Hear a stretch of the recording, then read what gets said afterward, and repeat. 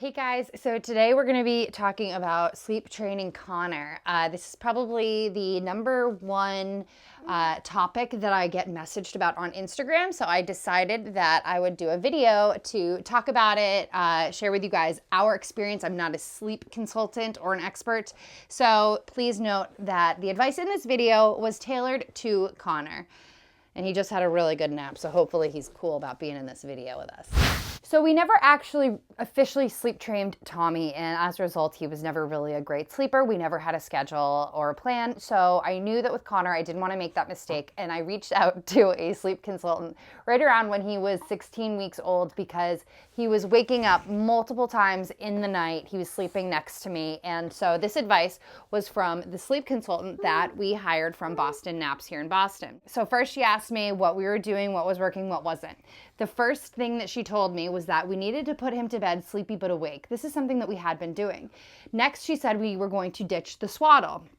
This was not something we had attempted yet. Then she recommended that we move Connor into the room with Tommy where I am right now. As you can see, his crib and Tommy's bed are very close together. We moved Tommy out of his crib a little early, I would say, because we didn't want to buy another crib temporarily. We really didn't need one for very long.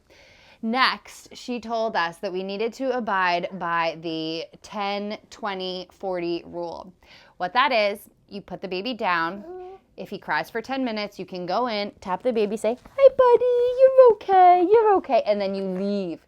10 seconds. Connor's in a hair phase. Thank you, Connor, for eating my hair in this video. Then you go ahead and you leave the baby and you double the time that you just gave them to put themselves to sleep. So next you would wait 20 minutes. So yes, that means you're listening to them cry for 20 minutes, sadly.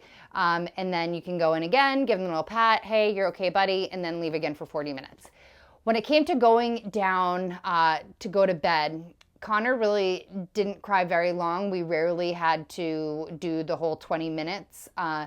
And the idea is that you want to stay consistent with what time you're going to bed and kind of your routine.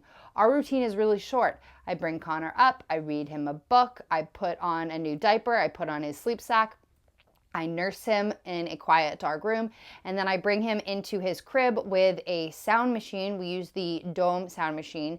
I sing "Twinkle, Twinkle, Little Star." I put him down. I say, "Hey, good night, baby Connor," and then I leave. I shut the door. That's when the 10 minutes starts.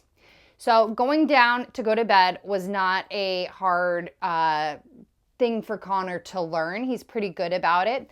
What we struggled with was him waking up in the middle of the night. Of course, number one, because I was breastfeeding him, I was nursing him. So this is what our sleep consultant recommended. In the beginning, I chose to nurse him once during the night. She said if he wakes up before 2:30, do not go to him, let him cry, do the 10-20-40 rule. A lot of you had asked what I did about him sharing a room with Tommy. So yeah, sleep training two kids in the city was challenging. The fact of the matter is, a couple times Tommy did not wake up, and other times Tommy would wake up and he would get out of his bed and he would come in our room and he would sleep with us. We're not totally cool with that, but while we're sleep training Connor, that's fine. So that's how that is working in our house. We finally got to a point where Connor was just waking up that one time in the middle of the night, but then he would wake up again at 3 or 4 or 5. Sometimes, we would get that big one chunk, we would get that big stretch, and then he would continue to wake up. So again, with those additional wake-ups, you have to use that 10-20-40 rule. Once it gets to be 6:30, we could go and we could get him for the day.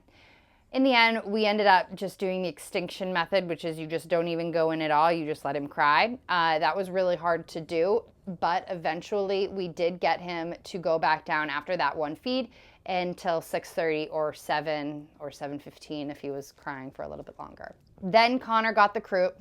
We had to move him back into our room. We basically had to start the sleep training process all over again, which took about 4 days total.